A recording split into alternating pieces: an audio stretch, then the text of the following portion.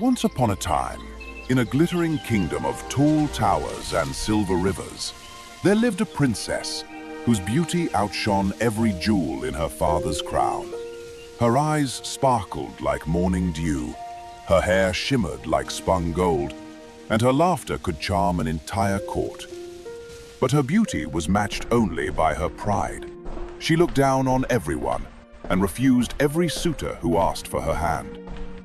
The king grew frustrated, so one day he decided to try again. It's a truly spectacular event, isn't it? Indeed. He held a grand feast and invited every eligible young man from far and wide. Kings, dukes, princes, counts, barons, and noble gentlemen. They were arranged in order of rank, and the princess was led past them to choose a husband. But she found fault with each one.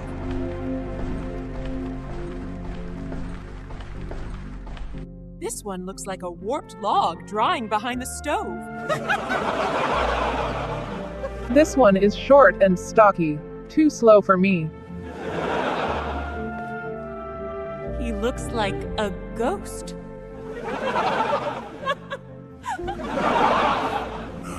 He looks like a wine barrel.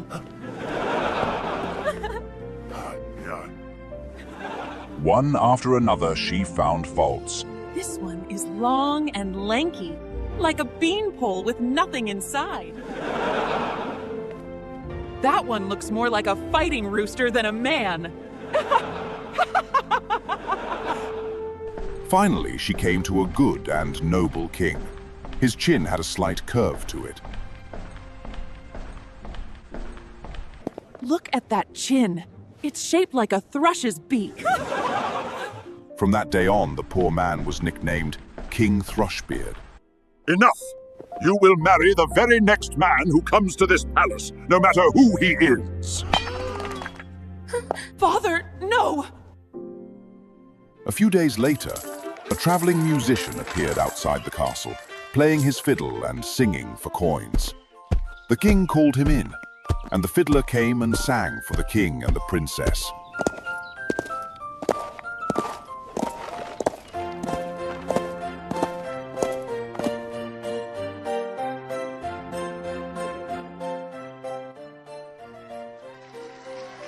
A small gift for my music, Your Majesty? Your song pleases me. My reward is this. My daughter will be your wife. Father, no! Take back your words! A priest was brought at once, and the princess was married to the fiddler on the spot. I take you to be my beloved husband. I take you to be my beloved wife. And so, the princess and the fiddler were married. As soon as the ceremony ended, the king said, My daughter, a beggar's wife cannot live in a palace. Now go with your husband and make your own way. The fiddler took her by the hand and led her out of the castle, and she had to walk beside him on foot.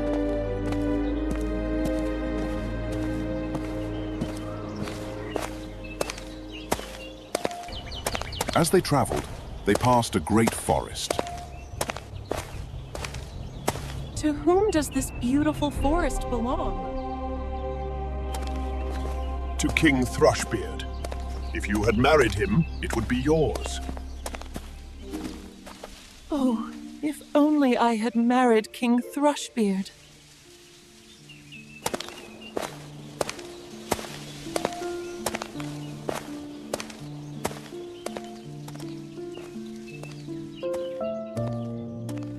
They came to a wide meadow. And this lovely green field, who owns it? King Thrushbeard. If you had married him, it would be yours. If only I had married King Thrushbeard.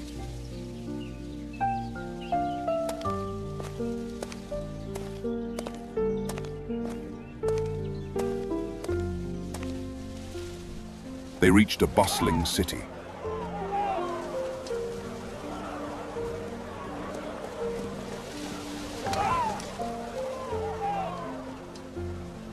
And this splendid city, who rules it? King Thrushbeard. If you had married him, it would be yours. Oh, If only I had married King Thrushbeard. It displeases me to hear you wish for another man. Am I not good enough for you? At last they came to a shabby little hut. What a miserable hovel! Who owns this? This is our home, yours and mine. The princess was shocked beyond words. She had to bend low to enter the small doorway. Inside, there were no servants. Light the fire and cook supper. I am tired. But the princess had never lit a fire or cooked a meal. The fiddler had to help her. After their meager supper, they went to bed. But the next morning, he woke her early to clean the house.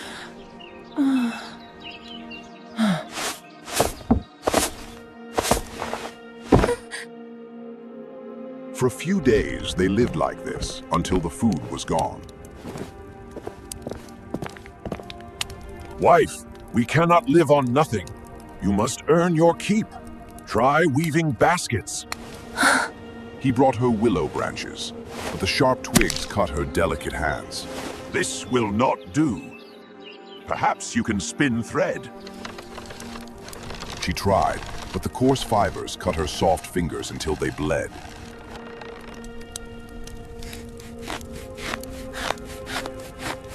You are fit for no work.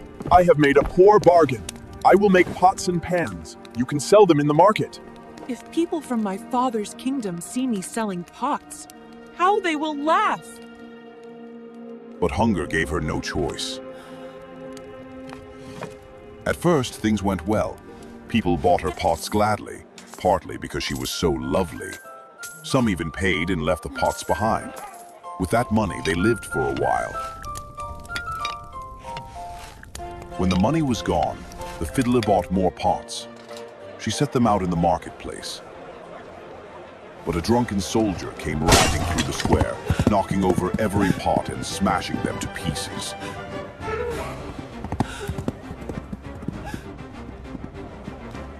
The princess ran home in tears.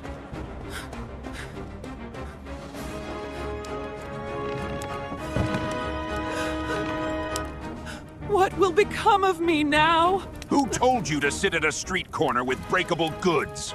Stop crying! I have arranged work for you at the royal palace. You will be a kitchen maid. There, at least, you will earn your food. The proud princess now scrubbed pots and floors in the king's kitchen.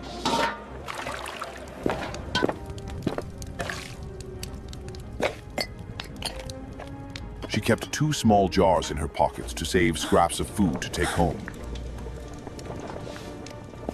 This was how they survived.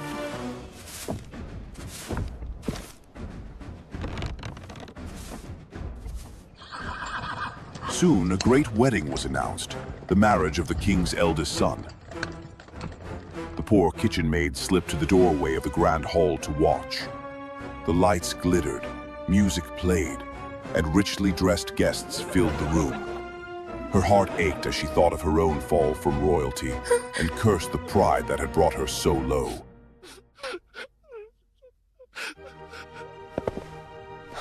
The scent of delicious food made her hungrier still. Then the bridegroom entered, dressed in velvet and silk, gold chains shining around his neck. It was King Thrushbeard. When he saw the beautiful woman by the door, he took her hand and asked her to dance. She tried to refuse, frightened and ashamed, but he led her into the hall.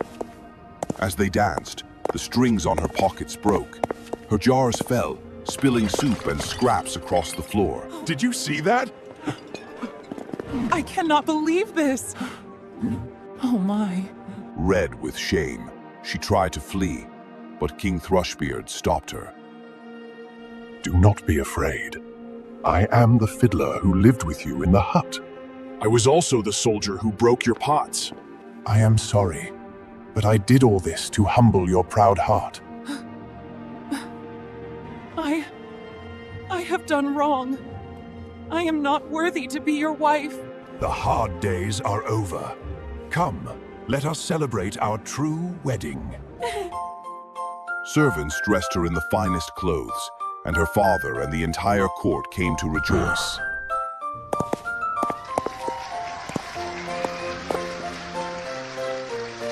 This time, the wedding feast was filled with real happiness.